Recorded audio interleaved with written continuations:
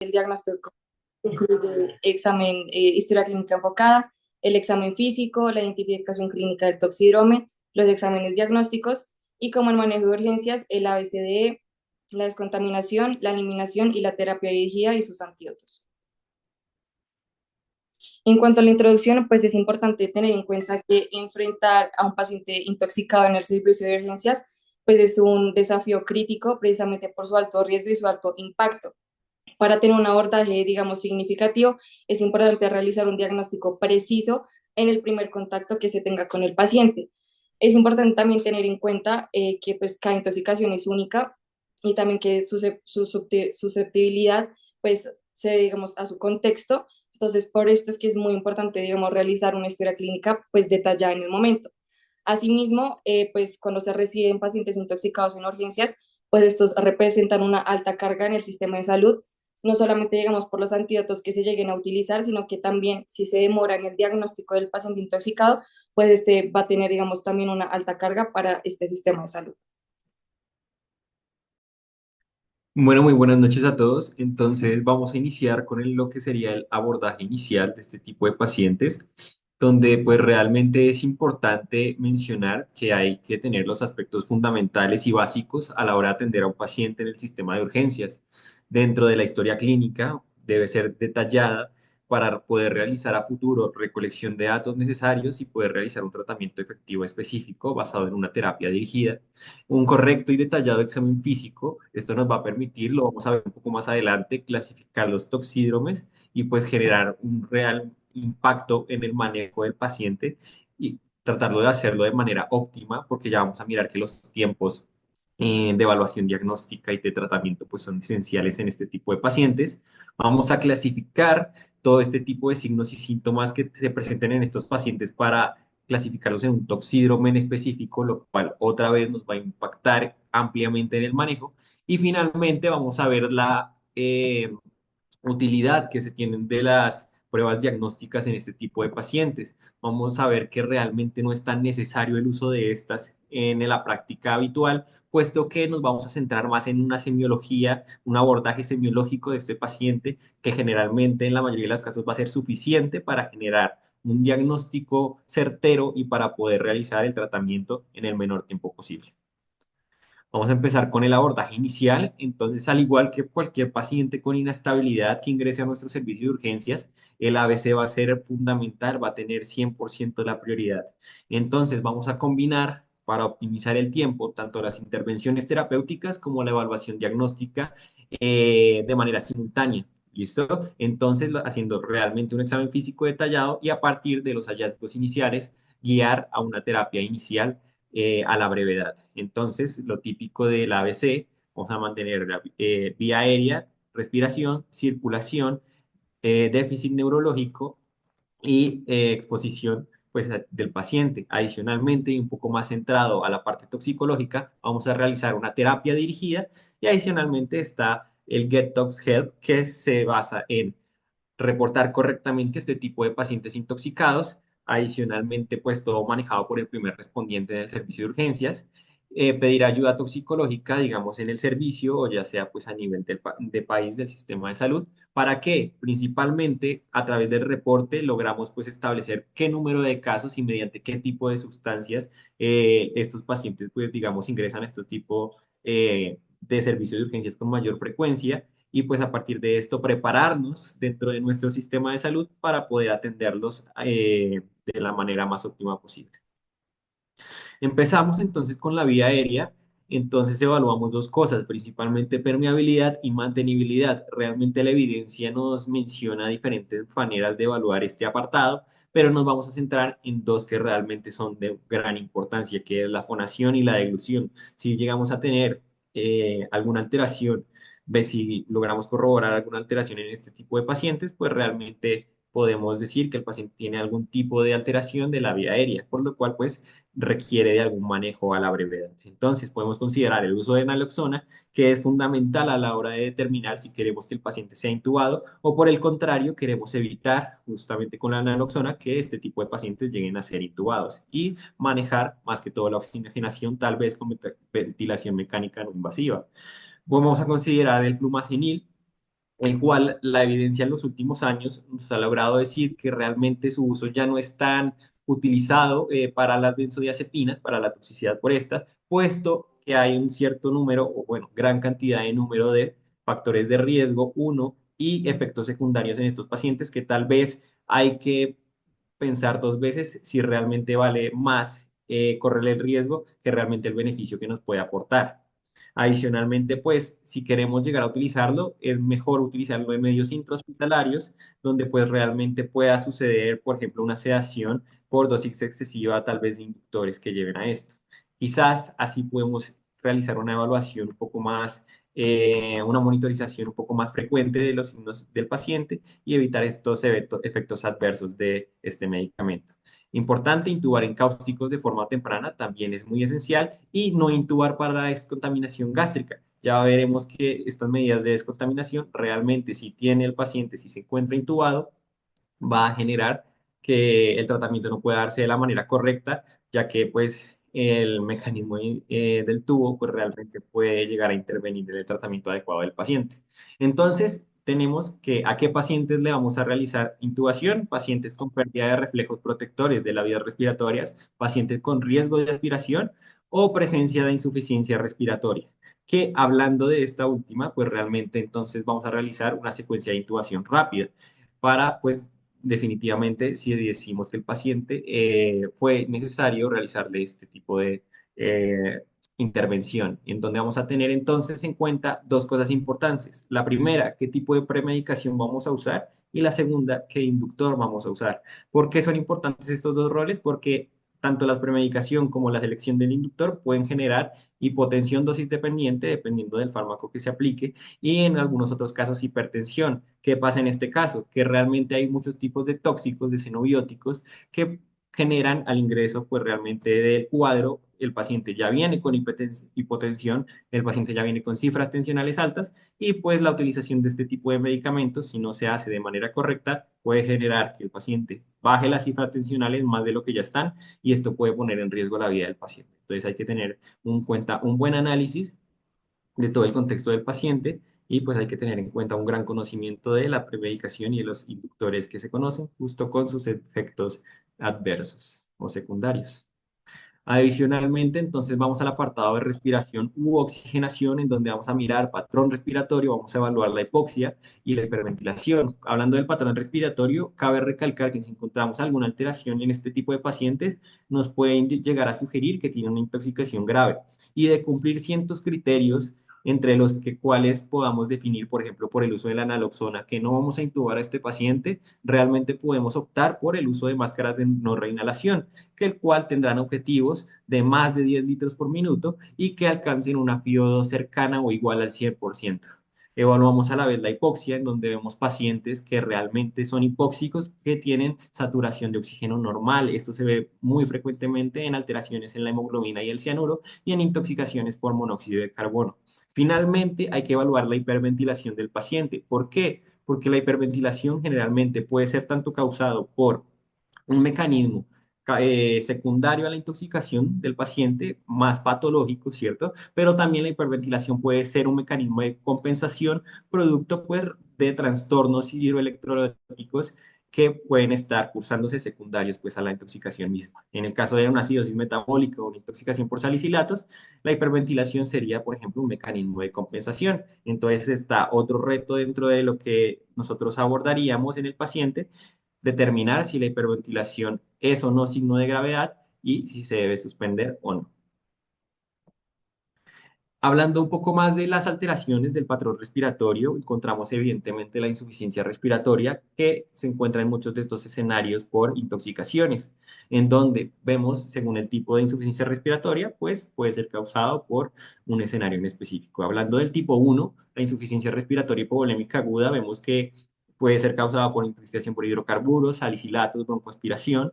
Tipo 2 hipercámnica es causada por sedantes, opioides, broncoespasmo y botulismo y nos saltamos al otro extremo, a la tipo 4 shock, en donde es causada por beta bloqueadores, calcio antagonistas o inhibidores mitocondriales. Aquí principalmente nos vamos a centrar en una terapia en donde busquemos una FiO2 alta, un tratamiento del edema pulmonar y de la neumonía, usar o no broncodilatadores, verificar si es necesario la utilización de la intubación orotraqueal o la ventilación mecánica no invasiva.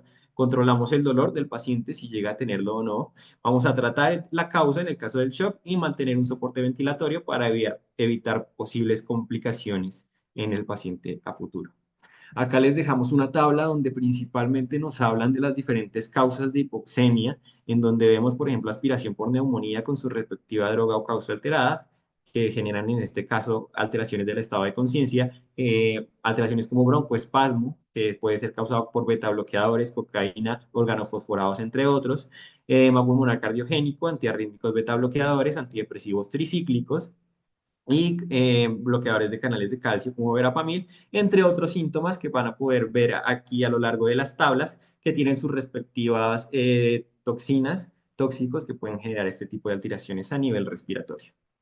Adicionalmente, entonces vamos a hablar de la circulación, en donde vamos a valorar dos cosas. Primero, la hipotensión, en donde si llegamos a confirmarla, podemos evaluar el uso de cristalides en polo, el uso de vasopresores, principalmente como primera línea la adrenalina, y vamos a tener precaución en pacientes congestivos con falla cardíaca, por ejemplo, porque este tipo de pacientes generalmente pues hay que estar muy precavidos con qué tipo de medicación vamos a realizar, porque si bien pueden ser eficientes para tratar cierto tipo de intoxicaciones, pueden generar algún tipo de alteraciones en el cuadro congestivo del paciente. Adicionalmente, vamos a evaluar la presencia de arritmias cardíacas, en donde si el paciente llegase a presentar algún tipo de alteración, vamos a seguir con el algoritmo del ACLS, es decir, vamos a verificar si el paciente está estable o inestable para poder realizar respectivamente un manejo dirigido. Entonces, aquí vamos a realizar las típicas preguntas para este tipo de diagnósticos. Entonces, el paciente tiene o no dolor torácico, nos vamos a preguntar si tiene clínica de congestión, vamos a preguntarnos si tiene alteraciones de shock o hipoperfusión, finalmente si tiene alteración del estado de conciencia o no la tiene, y pues principalmente va a ser fundamental a la hora de generar una terapia dirigida. Entonces vemos diferentes tipos de intoxicaciones que pueden generarnos arritmias y con sus respectivos pues tratamientos que podemos utilizar. En el caso podemos utilizar bicarbonato de sodio por intoxicación por tricíclicos, podemos usar benzodiazepinas por intoxicación por cocaína, podemos usar calcio, glucagón e insulina por intoxicación por beta bloqueadores y calcio antagonistas, y podemos utilizar dopamina en el caso de intoxicación por clonidina. Entonces, todo esto es un rango y un alto espectro de cosas que tenemos que evaluar desde presión arterial, frecuencia y ritmo cardíaco, perfusión tanto clínica como paraclínica. Vamos a proponer una causa y finalmente consideramos la acción de los xenobióticos para establecer el correcto manejo del paciente y abordar todo el espectro del estado hemodinámico en general. Por ejemplo, pues para evaluar la hipotensión que nos puede llevar a shock, tenemos varios tratamientos. Generalmente se usa o no la norepinefrina, pues que realmente es una de las más usadas, pero también hay que tener en cuenta otro tipo de tratamientos, ya sea como vasopresores, adrenalina y vasopresina, y ionotrópicos, que también son bastante importantes a la hora de definir el tipo de tratamiento que queremos evaluar. Recordar que la insulina y el calcio y glucagón también están como tratamientos para intoxicaciones que pueden llevar a futuro choques y, por ejemplo, pueden ser beta o intoxicaciones por beta bloqueadores y por calcio antagonistas, como lo mencionamos anteriormente. Adicionalmente, el estado neurológico, entonces, pues realmente se evalúa con algo que llamamos coma cocktail, que es básicamente un conjunto de sustancias que le damos al paciente, entre las cuales están oxígeno, tiamina, dextrosa y naloxona. Pero realmente, ¿qué nos dice la evidencia en los últimos años? Que esto no es de rutina y por lo tanto hay que tener una buena justificación para suministrar este tipo de sustancias.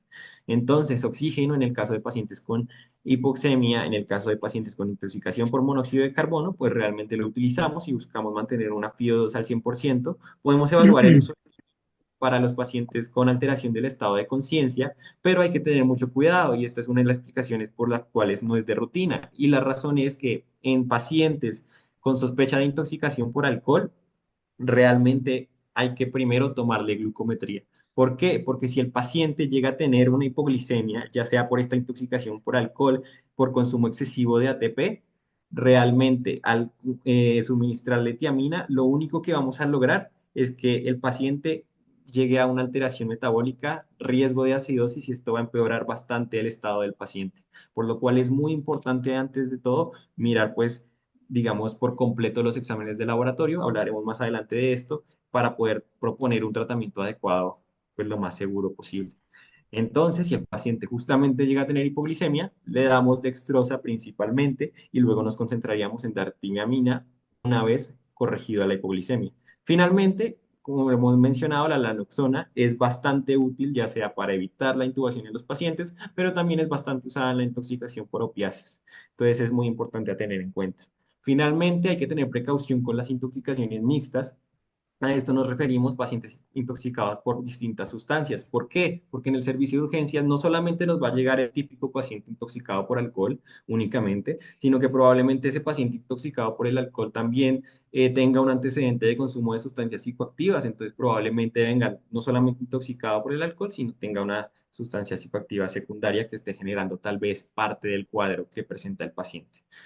Adicionalmente, entonces, vamos a evaluar las convulsiones, si el paciente las tiene o no, y para ello podemos usar benzodiazepinas, propofol como segunda línea, que según la evidencia está demostrado que a ciertas dosis es capaz de generar efecto anticonvulsivante, y podemos utilizar cierto tipo de sustancias en distintas particularidades, ya sea bloqueo de canales de sodio, podemos usar bicarbonato de sodio, o fusicación por isoniazida, podemos utilizar piridoxina.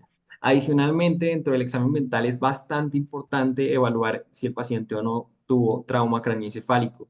El típico paciente que se encuentra borracho, que probablemente pensamos que tenga una intoxicación por alcohol, pero tuvo un trauma craneoencefálico, probablemente la explicación de la sintomatología y de la clínica que presente no está tan relacionada al espectro de intoxicación por el alcohol, sino directamente al trauma craneoencefálico. Entonces hay que saber muy bien diferenciar cada una de estas etiologías y saber abordarlas de manera correcta para no equivocarnos. Hablamos de exposición, entonces justamente se habla de exponer al paciente completamente, buscando diferentes tipos de lesiones que nos indiquen tal vez el consumo de sustancias psicoactivas por vía intravenosa, entre otras sustancias, y adicionalmente evaluamos la temperatura del paciente, si se encuentra con hipertermia, o si por el contrario tiene la temperatura baja. Si tiene la hipertermia, probablemente sea un paciente con rigidez y demás.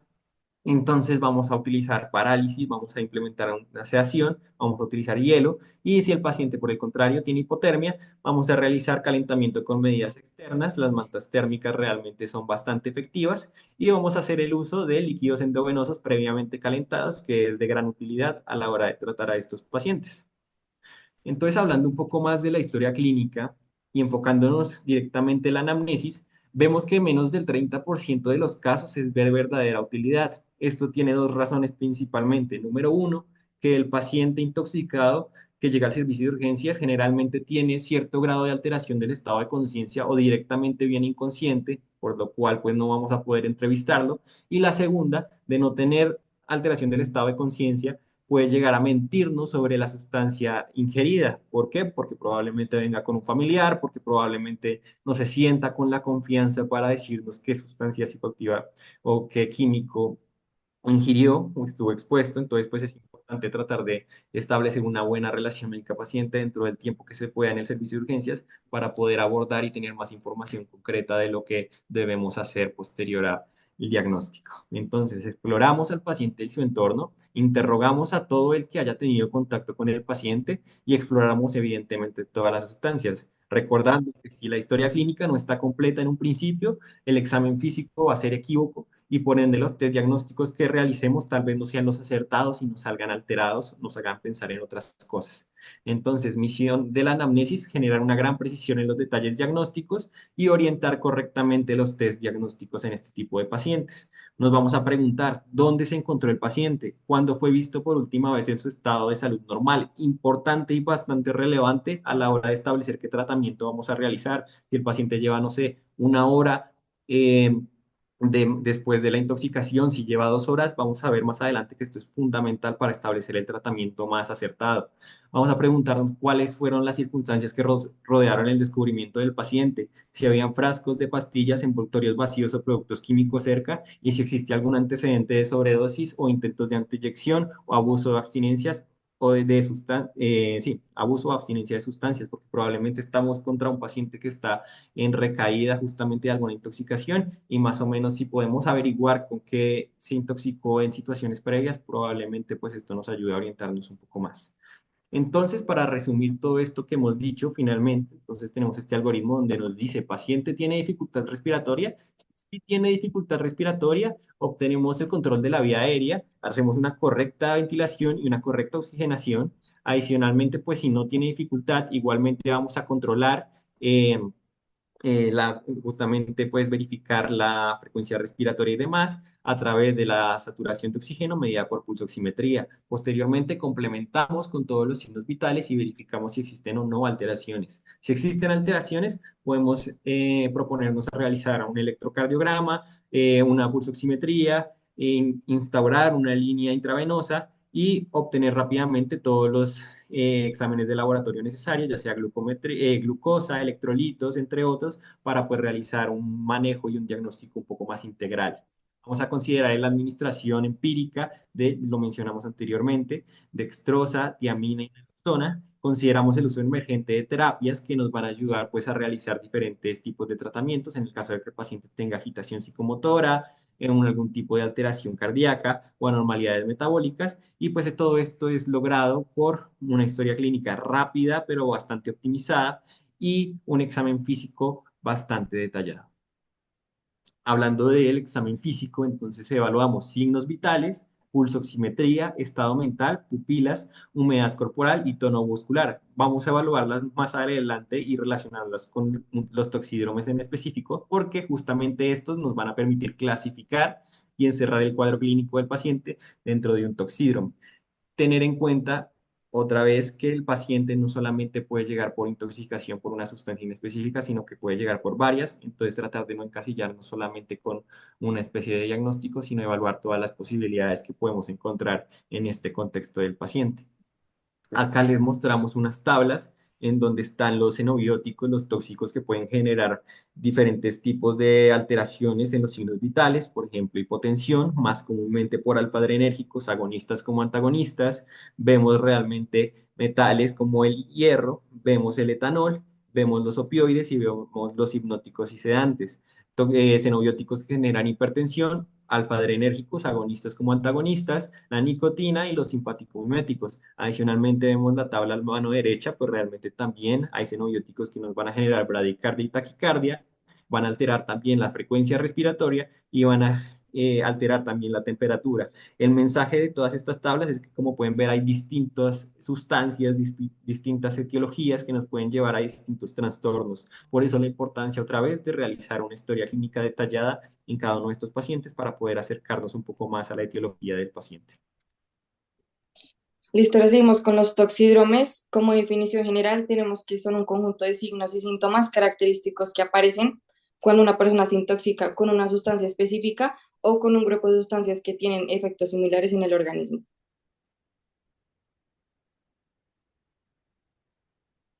Tenemos el simpático mimético, el cual que como definición general tenemos que es cuando hay una estimulación excesiva del sistema nervioso. Es importante recordar que el sistema nervioso simpático hace parte del sistema nervioso autónomo y este es el encargado básicamente de activarse en situaciones de alerta o estrés.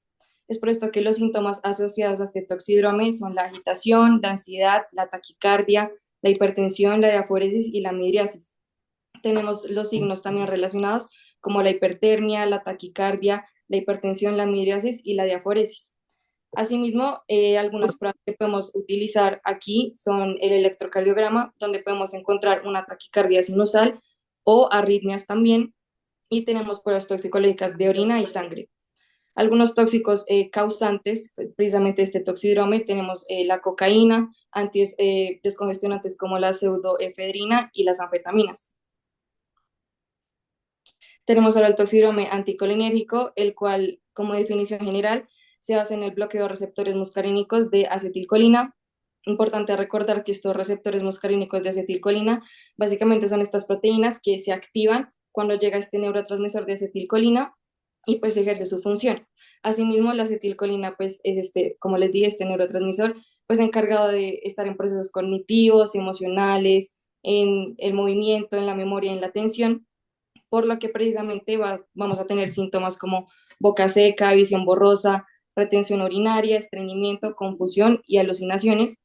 Y en cuanto a los signos, tenemos la midriasis, taquicardia, piel serótica y caliente, y una disminución de ruidos intestinales precisamente por este síntoma de estreñimiento que puede estar presentando el paciente.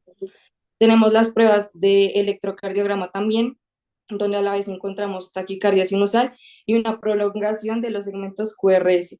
Tenemos también mismo pues, pruebas toxicológicas en orina y sangre y algunos tóxicos causantes de este toxidrome.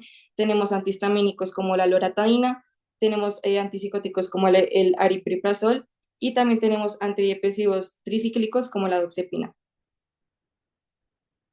En cuanto al toxidrome colinérgico, tenemos que es un exceso de estimulación colinérgica por inhibición de la acetilcolinesterasa.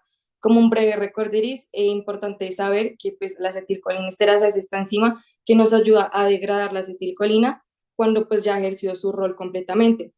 ¿Qué pasa? Estos tóxicos lo que van a hacer es precisamente inhibir esta acción de la enzima, entonces lo que van a generar es acumulación excesiva de acetilcolina en el organismo, generando precisamente pues, este exceso de estimulación colinérgica. Es por esto que en cuanto a los síntomas asociados vamos a tener esta nemotecnia de Dobles, la cual se basa básicamente en que el paciente va a presentar diarrea, poliuria, miosis, broncorrea, bradicardia, émesis, lacrimación, salivación o diaforesis. En cuanto a sus signos, vamos a tener asimismo miosis, bradicardia, hipotensión, fasciculaciones musculares y edema pulmonar. En cuanto a sus pruebas, vamos a tener pues los niveles de colinesterasa séricos y en sus tóxicos causantes vamos a tener los hongos, uno muy común que es la amantimuscaria, y los órganos fosforados y los carbamatos que pues son muy importantes y en la siguiente diapositiva pues les voy a explicar mejor.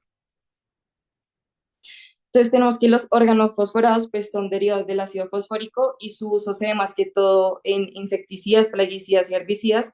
Como les venía contando anteriormente, pues estos los que van a hacer es inhibir precisamente el rol de la acetilcolinesterasa, entonces va a haber una acumulación excesiva de acetilcolina.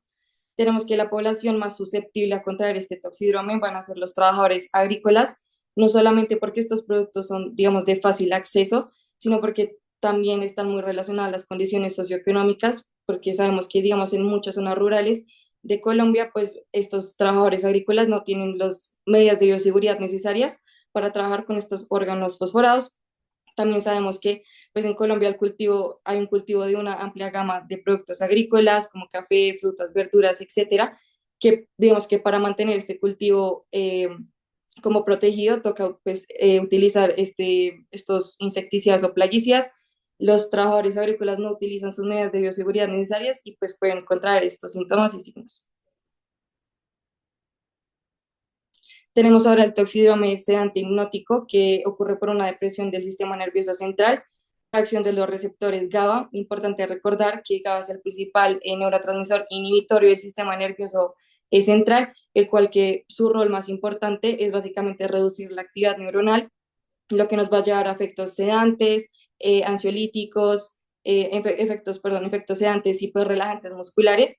Entonces, ¿qué va a pasar con estos tóxicos? Lo que van a hacer es básicamente aumentar el estado de depresión de este sistema nervioso central, por lo que vamos a tener síntomas como la somnolencia, ataxia, confusión y en casos más graves, pues una depresión respiratoria. Tenemos también los signos como la hipotensión, la bradicardia, la hiperreflexia y la hipoventilación. Tenemos las pruebas toxicológicas de orina y sangre, pues en sangre vamos a ver pues, precisamente estos niveles séricos de benzodiazepinas o barbitúricos, por lo que los tóxicos causantes de este toxidrome vamos a tener precisamente las benzodiazepinas como el diazepam, los barbitúricos como el fenobarbital y pues también algo muy común, el alcohol. Tenemos ahora los opiáceos que básicamente también van a generar una depresión del sistema nervioso central, puesto que estos tóxicos causantes de este toxidrome se van a unir a los receptores del opioides en el sistema nervioso central y van a incrementar también este estado de depresión del sistema nervioso, por lo que nos van a generar síntomas como somnolencia, euforia, analgesia y depresión respiratoria en casos graves. Vamos a tener signos como miosis, hipotensión, bradicardia, hipoventilación, hiporreflexia y alteración de la conciencia. Es importante tener en cuenta que si nos llega un paciente al servicio de urgencias con intoxicación por opiáceos, hay tres, digamos, características importantes que son claves para diagnosticar, digamos, esta intoxicación, que son la alteración de la conciencia, la miosis y la depresión respiratoria siempre. Tenemos también pruebas toxicológicas de orina y sangre y la naloxona que se usa como una prueba diagnóstica o terapéutica. ¿Y por qué se usa como una prueba diagnóstica? Porque la naloxona actúa como un antagonista de los opioides. Como tóxicos causantes, de ejemplo, tenemos la heroína, el fentanilo y la morfina. En cuanto al serotoninérgico, tenemos que hay un exceso de actividad serotoninérgica en el sistema nervioso central. Recordar que la serotonina es este neurotransmisor que pues, regula el estado de ánimo, el sueño y el apetito. Entonces lo que van a hacer estos tóxicos, básicamente van a hacer es que van a, o digamos, a crear o acumular este exceso de neurotransmisores serotoninérgicos. Entonces van a causar síntomas relacionados como la agitación, confusión, diaforesis, hiperreflexia, mioclonías e hipertermia. Y en cuanto a sus signos, vamos a encontrar la hipertermia, taquicardia, hipertensión, midriasis y clonus. Tanto el clonus como las mioclonías son algo muy característico de este toxidrome que pues no los encontramos en los demás que les acabo de mencionar. Tenemos como pruebas las pruebas toxicológicas en orina y sangre y los criterios de Hunter, que básicamente lo que nos van a ayudar estos criterios es a identificar qué tipo de clonus tiene nuestro paciente.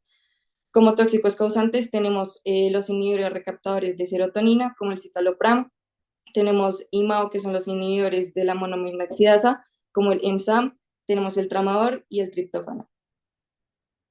En cuanto a la simulogía, pues hay, digamos que varios criterios que nos pueden ayudar a identificar con qué tóxicos vamos a cursar y con qué toxidrome pues vamos a abordar el paciente. Entonces tenemos en cuanto al olor, si estos son los olores característicos y en el otro lado están, digamos, los tóxicos causantes de este olor. Entonces tenemos, si llega un paciente con olor a ajo, posiblemente está intoxicado con organofosforados, olor a gasolina, e intoxicado por hidrocarburos, olor a peras, intoxicado por hidrato de coral, olor a frutas, tenemos intoxicado por cetonas, olor a zanahoria, intoxicado por cituta, olor a almendras, intoxicado por cianuro, y por último, olor a huevo podrido, intoxicado por sulfuro de hidrógeno. Y listo, estas son, digamos, unas tablas que nos ayudan a identificar, digamos, ciertos signos y síntomas. Entonces, ¿qué pasa? Cuando llega un paciente intoxicado al servicio de urgencias, muchas veces pasamos por alto las características físicas que tenemos, que nuestro paciente tiene en la piel, y son muy importantes porque esto nos puede ayudar a identificar incluso más rápido que con qué toxidrome estamos cursando. Entonces tenemos la piel enrojecida y ruborizada, en donde, digamos, podemos identificar que el paciente puede estar cursando por un toxidrome anticolinérgico, intoxicado, como les dije anteriormente, por antihistamínicos, antidepresivos tricíclicos, atropina, escopolamina, belladonas. Tenemos también el ácido bórico. También tenemos la reacción del disulfiram.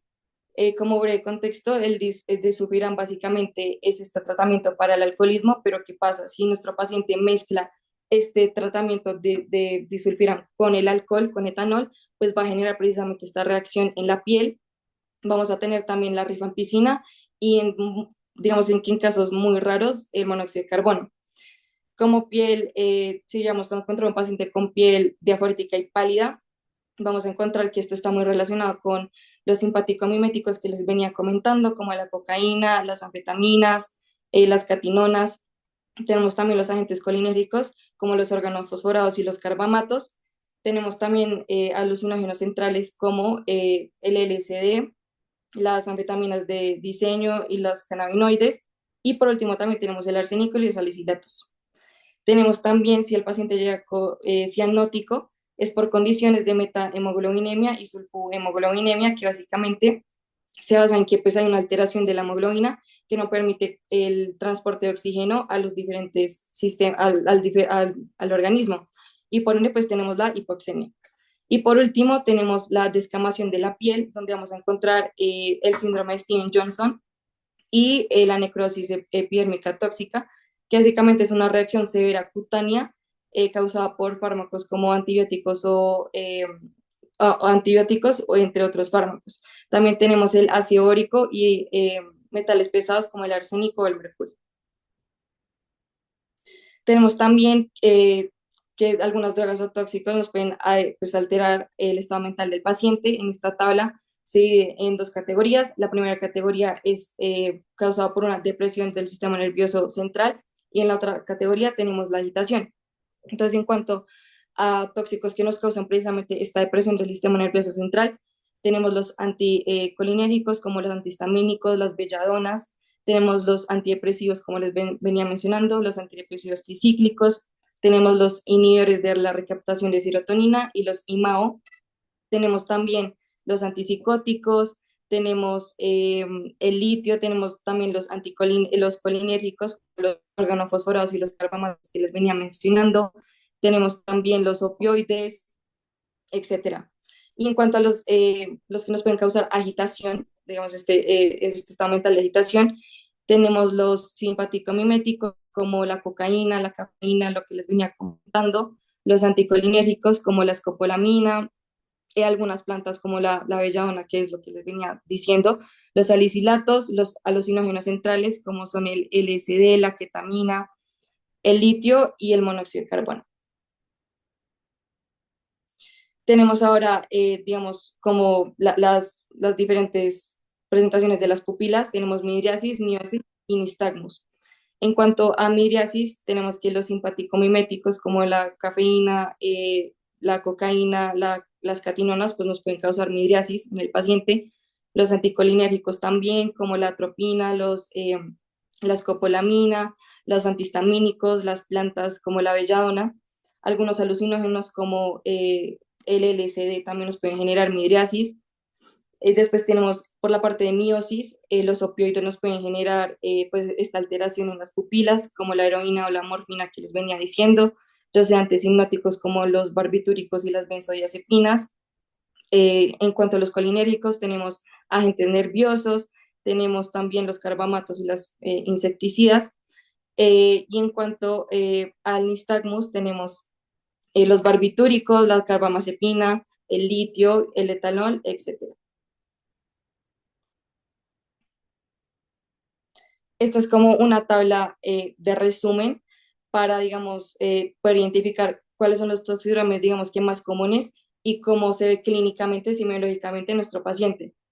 Entonces, por ejemplo, para los anticolinérgicos, como signos vitales importantes, vamos a tener un aumento de la frecuencia cardíaca, el paciente va a estar hipertérmico, va a estar taquicárdico, vamos a tener delirio, el paciente puede tener confusiones o alucinaciones, vamos a encontrar un aumento, vamos a encontrar que el paciente puede estar midriático y pues como otros síntomas, como otros signos, vamos a tener pues cirrosis, vamos a tener también como retención urinaria. En cuanto al colinérgico, vamos a encontrar como signo vital importante un aumento de la respiración. Vamos a encontrar también que va a haber un aumento de la peristalsis y la diaforesis, por lo que les venía diciendo que la mnemotecnia de Dombles, que es diarrea, salivación, diaforesis. También en la parte de los sedantes hipnóticos, como signos vitales importantes, todos estos van a estar disminuidos, el paciente va a tener bradicardia, va a estar hipotérmico y pues como también dato importante, el paciente va a tener una disminución de la peristalsis, por lo que pues va a presentar precisamente este estreñimiento. Como otro dato importante va a estar hiporreflexico y atáxico. Tenemos también los opioides, en donde también los signos vitales van a estar totalmente disminuidos. En cuanto al estado mental, este también va a estar disminuido, al igual que va a estar miótico y va a tener una disminución en la peristalsis.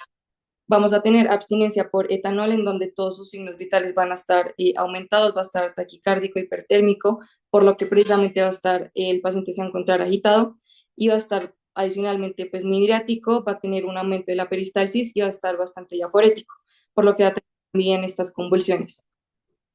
Vamos a tener también la abstinencia por opioides, en donde los signos vitales importantes van a ser un aumento del pulso y un aumento de la frecuencia cardíaca, asimismo como midriático, aumento de la peristalsis y diaforético.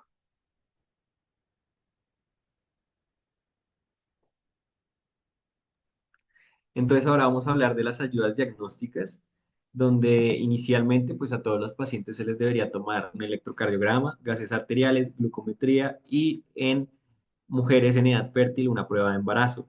Y a considerar según el contexto podemos pues evaluar la necesidad de pedir función renal, electrolitos, osmolaridad, uroanálisis, imágenes diagnósticas si lo vemos realmente necesario, entre otros exámenes que pues ya van encaminados o encasillados según el tipo de paciente que estemos tratando.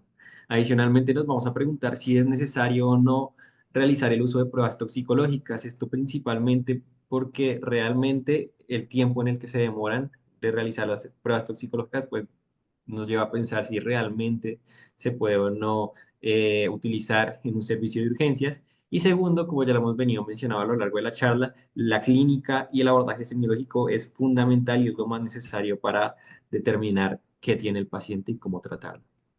Entonces empezamos con el electrocardiograma, donde dentro de varios parámetros tenemos no conformarnos con monitoreos en D2, vamos a evaluar todo el espectro del electrocardiograma buscando todo tipo de alteraciones.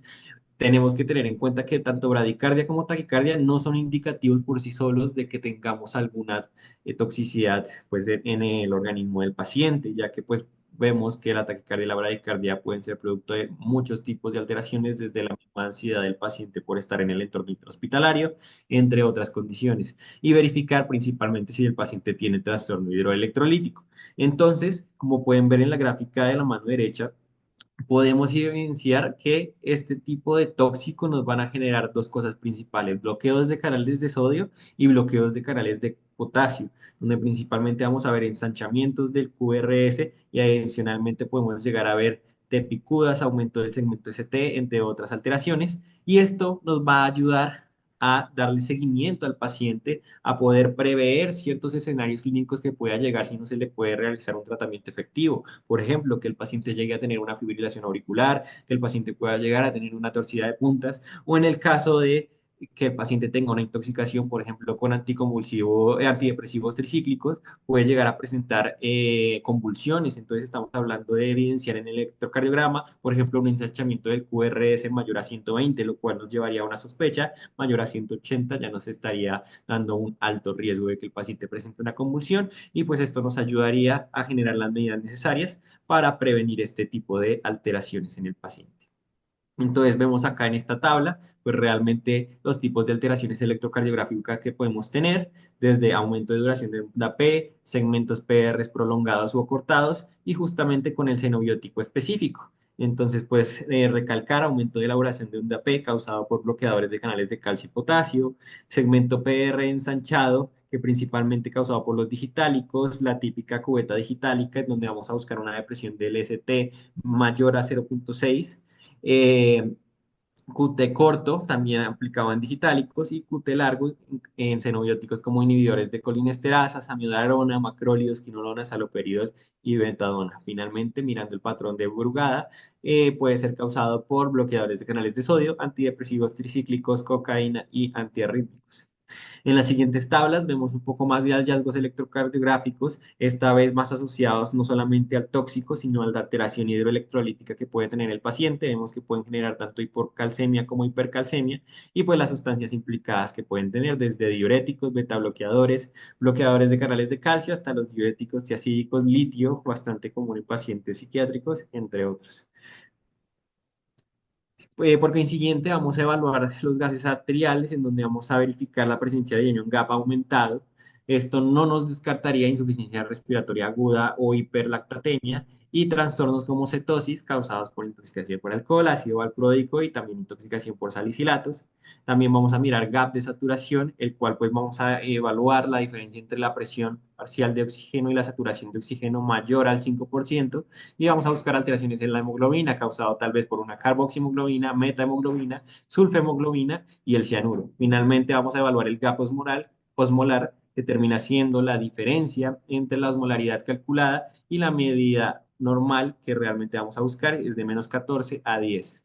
También vamos a buscar la presencia de xenobióticos osmóticos, que se encuentran más que todo en alcohol, cetonas o estados de shock. Acá vemos una tabla que nos muestra pues, las sustancias asociadas a los trastornos ácido-base, en donde vemos que hay diferentes tipos de acidosis y pues, la respectiva sustancia asociada. Recalcar la acidosis metabólica causada generalmente eh, por salicilatos, metanol, etanol, etilenglicol o ingesta de hongos tóxicos; acidosis tipo láctica tipo A, en lo que podemos ver toxicidad por antidepresivos tricíclicos, bloqueadores de canales de calcio, beta bloqueadores y el hierro; acidosis láctica tipo B, lo encontramos más en cianuro, monóxido de carbono, metformina, antirretrovirales, etanol, hierro, propofol y rotenona; y la alcalosis metabólica, que las sustancias asociadas serían intoxicaciones por álcalis, laxantes, diuréticos de asa, tiacídicos, corticosteroides, regaliz, entre otros. Ahora vamos a evaluar la utilidad de las imágenes diagnósticas. Realmente estas no son bastante útiles por la dilución y la radiopacidad variable de los diferentes tóxicos cuando ingresan ya a nuestro cuerpo, generan todo el metabolismo asociado. Sin embargo, pueden evaluarse y pueden llegar a tener utilidad en la monitorización de la descontaminación del paciente y pueden llegar a utilizarse en las toxinas radioopacas. También pueden utilizarse en las llamadas mulas, que son esos objetos humanos de carga que se encargan de llevar todo lo que son las sustancias psicoactivas de un lugar a otro, que son pues a través de encapsulamientos especiales que ayudan a mantener las sustancias dentro del organismo y pueden servir también para determinar trastornos asociados a la intoxicación por sustancias como edema pulmonar, cardiogénico versus tóxico. Entonces, dependiendo de la alteración que estemos buscando, realizamos una imagen diagnóstica en específico. Si pensamos que hay una alteración a nivel óseo, realizamos una radiografía. Si pensamos en una alteración pulmonar, podemos realizar una radiografía o incluso tomar un TAC. Incluso también el TAC nos puede servir para verificar alteraciones del estado neurológico y podríamos usar incluso una resonancia magnética en el caso de que el TAC no nos dé nada decisivo. Aquí les dejamos las posibles agentes radiopacos que se pueden ver a nivel de radiografía. Hay pues unas siglas, son CHIPES, en donde pues principalmente vemos desde hidracarbonatos de eh, perdón, clorinato, metales pesados, componentes pues adicionales como sales de potasio, psicotrópicos y salicilatos, entre otros. Adicionalmente, ahora vamos a evaluar pues las pruebas toxicológicas en donde realmente la utilidad va a ser limitada y pues van a ser, digamos que, utilizado en ciertos escenarios un poco más específicos. Por ejemplo, la intoxicación no conocida e intencional. El ejemplo más común es el acetaminofén, pero realmente pues las pruebas toxicológicas, por ejemplo, para el acetaminofén duran aproximadamente 5 días acá en Colombia y, por ejemplo, pues si fuéramos otro país de primer mundo, pues realmente tal vez sí se podrían usar. Hay que tener cuidado con los falsos positivos en tricíclicos y falsos negativos en benzodiazepinas.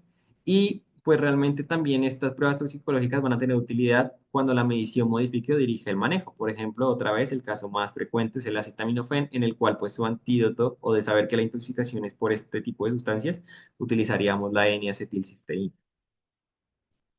Dejamos adicionalmente pues unas tablas que nos definen pues cuánto tiempo van a estar ciertas sustancias y van a poder ser detectadas a nivel de la orina. En el caso, por ejemplo, de las anfetaminas de 2 a 3 días, cocaína de 2 a 3 días, marihuana de 1 a 7 días, opiáceos 1 a 3 días y penicilina de 7 a 14 días. Esto nos va a ayudar bastante porque pues si hacemos el examen físico y la historia clínica la abordamos de manera adecuada, podemos saber hace cuánto el paciente pues tuvo este consumo de sustancias y pues sabremos si aún son detectables a nivel de la orina o no.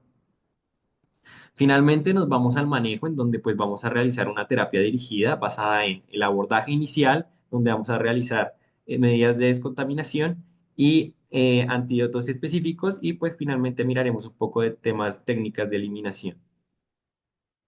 Entonces, está la descontaminación superficial, en donde pues la dividimos tanto cutánea como ocular, teniendo en cuenta la cutánea, entonces se va a quitar la ropa y se va a sellar, se va a lavar 2 veces y tener riesgo con los metales y no neutralizar en este tipo de ocasiones. Y la descontaminación superficial ocular, hacemos un lavado de 1 hora en ácidos y 2 en álcalis y determinamos el pH ocular a través de 2 escalas, Wolfram y de Colombia, en la cual pues buscamos valores entre 6.5 y 7.6 y 7.5 y 8 respectivamente.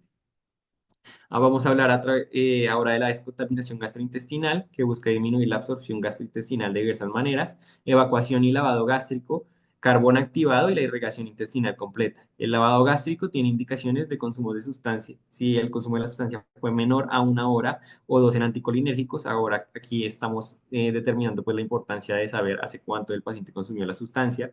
Y pues tiene contraindicaciones como alteración del estado de conciencia, riesgo de aspiración y pues las complicaciones si, por ejemplo, pues el paciente justamente tiene riesgo de aspiración. Adicionalmente, el uso del carbón activado, un potente absorbente con extensa área superficial, tiene mayor evidencia de los 3 tratamientos que estamos mostrando acá, más con el acetaminofén, y se aplica en 1 hora post ingesta. Las contraindicaciones, pues generalmente son aquellas sustancias en las cuales el carbón activado no pueda adherirse, tal vez como los metales pesados, entre otros. Finalmente, la irrigación intestinal completa es la administración de polietilenglicol para acelerar la eliminación del xenobiótico. Tienen las indicaciones de formulaciones de liberación prolongada, sustancias no absorbentes y en las mulas. Les dejamos acá otros manejos que pues si bien se pueden usar, pues realmente hay que tener en cuenta pues que ya tuvieron que pasar por otro tipo de manejos antes de estos, que es la endoscopia para el caso de metales pesados, fármaco-besuarias y mulas de heroína, y la cirugía en el caso de mulas de cocaína. Y les dejamos finalmente una tabla con los antídotos específicos que hay disponibles para, pues, dependiendo de los tóxicos que se encuentren. Entonces, si es por toxicidad por acetaminofén, N-acetilcisteína, si es por salicilatos, líquido y bicarbonato, si es por calcio antagonistas, entonces calcio intravenoso, hiperinsulinismo glicémico, beta bloqueadores, glucagón, y entre otros como pues monóxido de carbono, el cual se utilizaría oxígeno al 100%, considera hiperbárico, cianuro, nitrato de sodio, methemoglobina, oxígeno, órganos fosforados, generamos un sistema de atropinización, tricíclicos, líquidos endovenosos, bicarbonato de sodio y vasopresores, litio, hidratación y considerar en estos casos diálisis, y etilenglicol y metanol, pues utilizamos etanol, fomepisol para ocupar la ADH. Y por último, pues realmente el último recurso que podemos usar, aunque pues no hay mucha evidencia, son las técnicas de eliminación. Entonces, pues se considerarían en deterioro clínico o mal pronóstico, pues a medidas de soporte y sustancias susceptibles de ser eliminadas por este medio. Tendríamos la alcalinización urinaria, hemodiálisis y hemoperfusión. Solamente se las queremos mencionar porque realmente la evidencia no es mucha, entonces pues realmente no hay tanto buen pronóstico de que realmente sirvan en estos pacientes. Finalmente, el algoritmo final, en donde consideramos entonces, a través de una historia clínica y un examen específico, la clasificación del toxídrome y pues realmente si lo pudimos encasillar al paciente dentro de un toxídrome específico, vamos a tratarlo con los antídotos previamente mencionados. Vamos a obtener pues justamente a través de la historia clínica completa y una adecuada examinación de los laboratorios, electrolitos, glucosa y demás, si existe, pues, digamos, posibilidad de hacer una descontaminación gástrica, si, pues, realmente podemos usar carbón activado, irrigación intestinal, o en última, si podemos realizar técnicas de eliminación como la que le mencioné anteriormente. Finalmente, hacer la evaluación a lo largo del tiempo y ver si el paciente mejora y, pues, puede ser sacado del servicio de urgencias. Como conclusiones, entonces, para llevarse a casa debemos de realizar una historia clínica y un examen físico riguroso. Si se puede determinar al paciente en un toxídrome en específico, vamos a tratarlo de forma dirigida a la mayor brevedad posible. Debemos ayudarnos de las pruebas diagnósticas para valorar el compromiso del paciente intoxicado. Definimos rápidamente el antídoto según el toxídrome presente o si se conoce exactamente la etiología del tóxico, porque pues recordemos que puede venir presentando un estado de shock y pues otro tipo de alteraciones.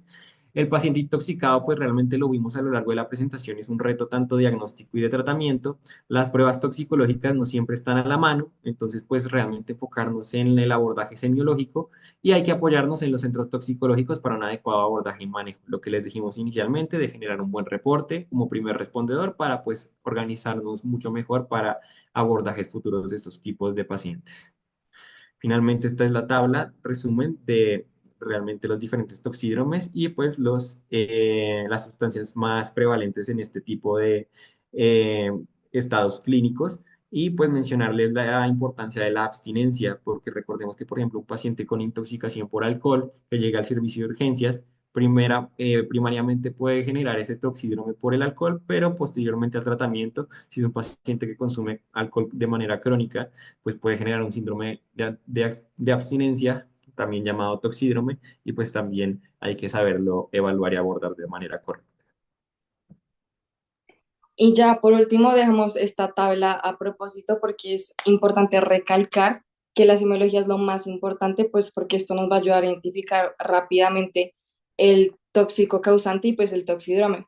Entonces, como manera de resumen también vamos a encontrar como signos importantes que en el toxidrome anticolinérgico va a haber un aumento de la frecuencia cardíaca, el paciente va a estar hipertérmico, va a haber una dilatación de las pupilas, va a estar midriático, va a haber una disminución precisamente de la peristalsis, sí, de la peristalsis, por lo que el paciente pues va a presentar estreñimiento y pues también va a estar, no va a presentar diaforesis. En cuanto al colinérgico, como signos importantes vamos a encontrar la miosis, aumento de los ruidos intestinales y la diaforesis. En cuanto a los opioides, pues en cuanto a los signos importantes que podemos encontrar, va a haber una disminución de los signos vitales y también una disminución en el tamaño de las pupilas, va a estar miótico. En el simpático mimético vamos a encontrar un aumento también de estos signos vitales, hipertermia, taquicardia, también la respiración va a estar aumentada, va a estar midriático y por ende pues también va a tener un aumento de diaforesis. Y por último, el sedante hipnótico, al igual que en el opioide, vamos a tener una disminución de estos signos vitales y va a haber, digamos que una disminución precisamente de estos, de la peristalsis. Bueno, abrimos espacio para preguntas y por si la doctora pues tiene algunos comentarios o indicaciones pues acerca de la charla.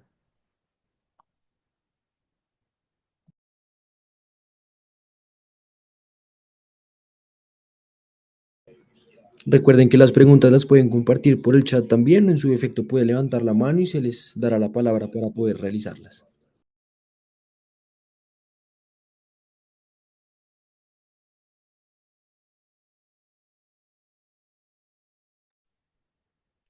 No, pues nada, los felicito por su charla. Realmente es un tema que es muy amplio, es muy difícil de abordar, pero creo que los puntos claves lo dieron. Los felicito mucho.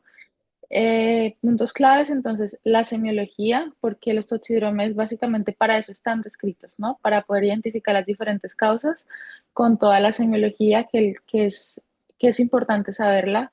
Los cambios electrocardiográficos, que ya los vimos en la charla pasada, y eso es lo que nos debe dirigir todos los manejos y los abordajes iniciales que ya explicar. Entonces, pues los felicito. Gracias, doctora. Sebas, yo no he recibido ninguna pregunta hasta el momento. ¿Recibiste alguna? No, por ahora no. Listo. Bueno, doctora, primero muchísimas gracias a la doctora Natalia Esmeral por la tutoría durante esta charla y además bienvenida como tutora a nuestro grupo de interés. Es un gusto estar recibiendo nuevos residentes que nos estén acompañando activamente en nuestro grupo. Felicitaciones a los expositores también. Yo solamente quisiera dejarles como un poco un comentario. Tuve la oportunidad de estar rotando ahorita recientemente en el servicio de urgencias del Hospital San Vicente Fundación en Medellín. Este fue uno de los escenarios que más frecuentemente encontré en los pacientes que llegaban al servicio de urgencias y particularmente tuve la oportunidad de rotar con una residente de toxicología y también tuvimos un mes con bastantes revisiones académicas en el tema de toxicología. Digamos que uno de los mensajes que me quedan a mí de la exposición a estos pacientes es, uno, pues la posibilidad de que eventualmente uno no encuentre lastimosamente la presentación clínica clásica del paciente con algún tipo de toxídrome, generalmente relacionado con los eventos de policonsumo. Es frecuente que los pacientes vengan con un consumo de muchas sustancias que eventualmente no va a ser muy clara la razón por la cual están presentando el cuadro clínico por el que ingresan, pero también es importante tomar decisiones. Entonces, de alguna forma, uno de los mensajes que me ofrecían los emergenciólogos y la residente de toxicología y los toxicólogos que nos acompañaron era abordar al paciente de forma integral, verificando semiológicamente los puntos críticos que podríamos definir en cada uno de los síndromes, pero en caso de que me queden dudas, lo más importante será estabilizar al paciente y considerar dentro de las posibilidades qué es lo que más fácil lo pueden estabilizar o eventualmente llevar a la muerte. Entonces, digamos que eso por un lado. Por otro lado, pues un poco ya más relacionado con lo que eventualmente podríamos hacer en cuanto a la toma de decisiones terapéuticas y es parte importante de lo que hacemos en toxicología, pues básicamente está basado en estudios que son reportes de casos o cohortes muy pequeñas, porque la evidencia lastimosamente en toxicología es muy escasa y suele ser de muy baja calidad. Pero eso no significa que no tenemos que hacer las cosas que eventualmente sí pueden llegar a beneficiar al paciente, como es el escenario de, pues por ejemplo, naloxona o en su efecto flumacenilo. Pero también es importante saber que no siempre se tienen que utilizar como es el escenario, por ejemplo, de naloxona, cómo se tiene que utilizar en cuanto a la dosis, porque también corremos el riesgo de utilizar la naloxona de forma inadecuada y eventualmente meter al paciente en un síndrome de abstinencia y puede llegar a ser más difícil sacarlo del síndrome que de la propia intoxicación inicial. Entonces, pues digamos que en general eso fueron un par de mensajes que me quedaron muy claros de lo que fue esta experiencia con los pacientes intoxicados y, y de alguna forma que estamos en el servicio de urgencias obligados a saber de estas condiciones. Los toxicólogos son de gran ayuda y ellos van a ser finalmente un apoyo fundamental, por eso existe la Línea Nacional de Toxicología, a la cual eventualmente podemos llamar a pedir asistencia, pero no siempre van a estar. Y los que siempre están, pues son los especialistas en medicina de emergencias, o en su efecto los médicos generales que trabajan en el servicio de urgencias. Entonces también es una invitación para que no se desconecten del módulo, para que si esto les genera interés, se acerquen también a la dirección del grupo para poder empezar a pensar en otras actividades o en otros espacios para conversar de esto. Felicitaciones de nuevo y pues si no tenemos más preguntas, creo que podemos dar por finalizada la actividad. Muchas gracias a todos y recuerden que nos quedan 2 actividades más de nuestro módulo de toxicología. Que tengan una feliz noche. Gracias, Juan, y gracias, doctora. Muchas gracias por todos los que asistieron y que tengan buena noche. Gracias.